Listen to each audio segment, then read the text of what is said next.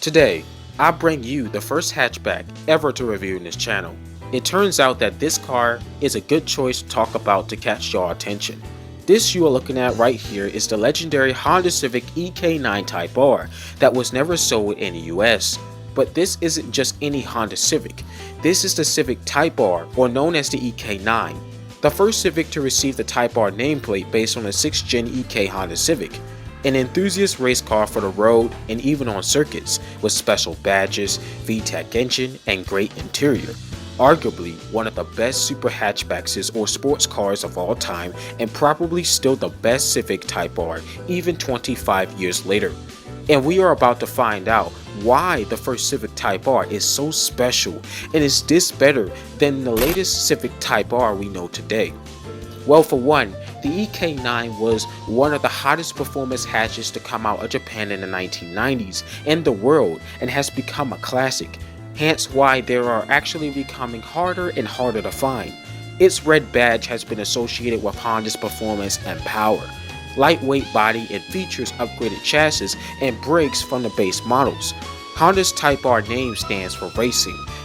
Back in the 1960s, Honda took part in F1 Grand Prix racing in 1964 and successfully achieved their first victory in 1965 with the exterior paint championship white with the red dot Japanese flag.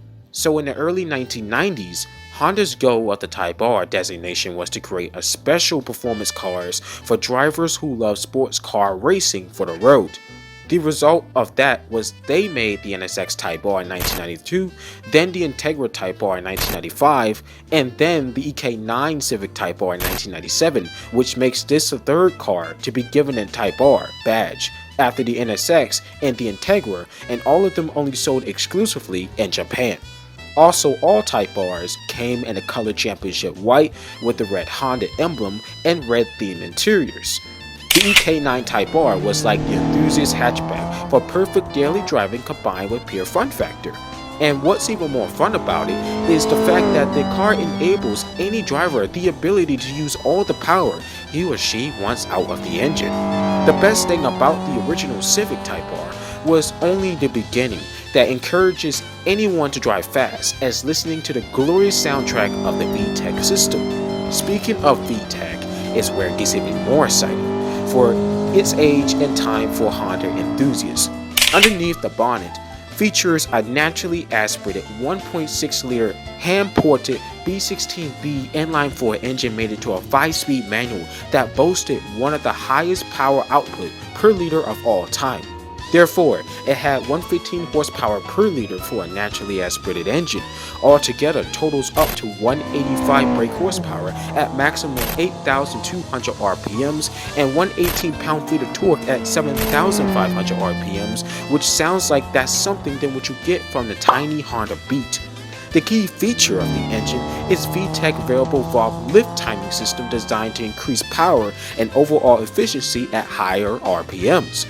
Honda's deliberately set the VTEC engagement point mechanically high so any driver get that boost feeling kicked in, surpassing 6,000 RPMs. The EK9 Type R was no slouch, reaching from 0 to 60 mph in 6.7 seconds, and then reaches the top speed of 146 mph or 234 km/h. That was one of the fastest hatchbacks for the time in 1997 through 2000 model years, then despite some people thinking that 185 brake horsepower isn't enough power and is too slow. Well, the EK9 does have a bit speed, but just because this has low horsepower doesn't mean these are always slow, especially when it comes to the lightweight Type R. If anything, slow belongs to the Honda Beat, but has high RPM revs. Anyways, the EK9 Type R shared many characteristics with the Integra Type R. Honda literally went all out of weight savings and removed so much weight from sound deadening, sound system, air conditioning, radio, and stuff like that, making the car extremely light to around 2,315 pounds for that little power and incredibly super lightweight for a road track car. On the outside, Honda also fitted up front helical limited slip differential and a close ratio 5-speed manual. To improve chassis rigidity, Honda's engineers strategically seam welded the monocule chassis, Cornering performance was also improved with the use of upgraded sway instructive bars. Being front-engined and front-wheel drive only improves traction since the weight of the engine and transmission is directly over the driven wheels. With the front-wheel drive, the front wheels pull the car ahead and easy to maneuver. The first Civic Type R was a big deal and still is a big deal today, forbidden here in the US market ever since 1997. JDM enthusiasts in the States wanted this road weapon so bad because the EK9 Civic was really that good all around on asphalt. This literally was the pinnacle golden era of Honda when Honda used to make proper naturally aspirated VTEC high revving engines, lightweight to the brim and inexpensive to buy or maintain. And American enthusiasts was forced to wait 20 years until 2017 just for the Civic Type R to arrive in North America they lusted for, known as the EK9 Civic. The new turbocharged ones were cool and all, but the older Civics like this was the ordinary to the extraordinary that Americans never got to experience. The EK9 Type R just had the right recipe that American guys who had basic Civics were buying Type R stickers just to replicate the actual Type R and really wanted the B16B engine. It's like this car was basically America's cars most wanted for years. Now let's talk about styling. The EK9 Type R exterior of the body is really cool and very subtle with stunning visuals.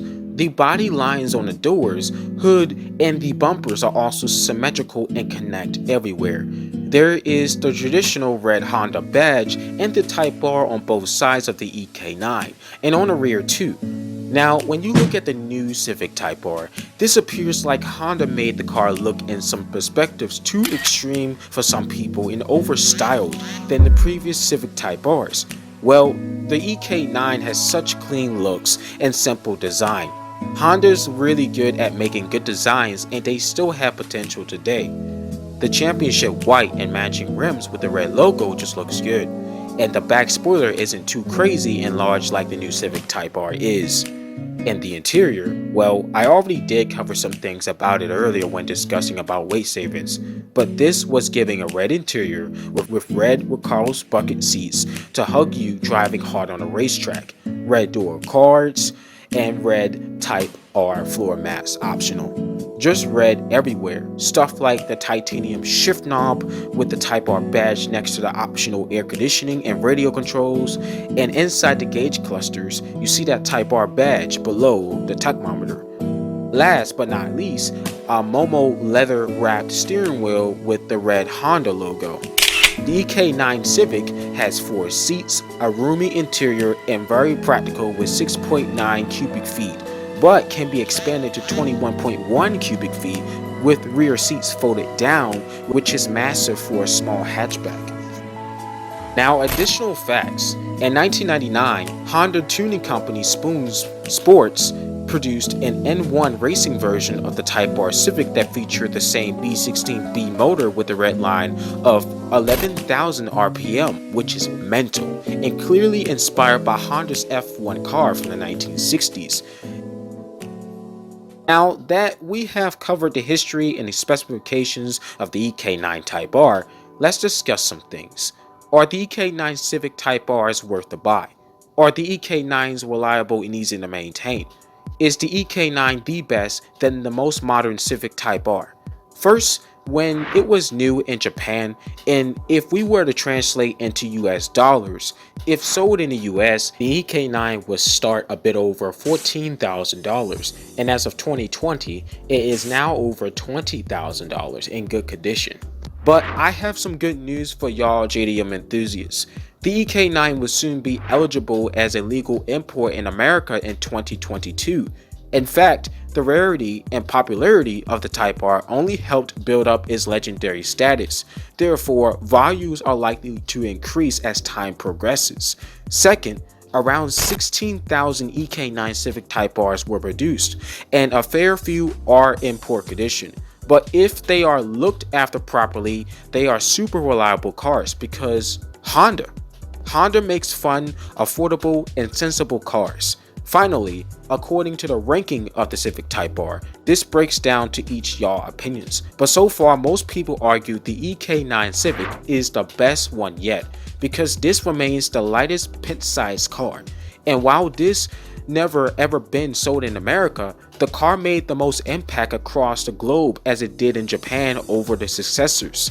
The EK9 was the Type R that started it all. With the small B16B VTEC engine Honda spent a lot of time working on, with simple attractive styling and sounds undoubtedly amazing. The car is still magnificent with handling and performance, but may not be the quickest like the new one. It's clearly the most capable of them all, at smashing the lap times. But the smoothness of the EK9 naturally aspirated engine from idle all the way up to the high RPM rev line is really magnificent. Just the fact that Honda made free high revving engines with that boost when VTEC kicks in makes it more fun, and sounds definitely immense than the newest one. So if this is your huge desirement, then go buy it, enjoy it, and keep it in your garage and take care of it. Because at the end of the day, sometimes nothing beats the original rarity of the Type R, EK9. And now, that is the end car review of the Honda Civic EK9 Type R. And I hope you guys really did find this video very interesting, and if you did, do not forget to click that like button and click to subscribe for some more upcoming videos. And as always, you are more than happy to give me any car suggestions in the comments down below. And Happy New Year's. Let's virtually walk to the Honda EK9 Type R and get inside and put the keys into the ignition and start the engine. Make sure to adjust your headphone volume for the VTEC sound. Peace out. Stay safe.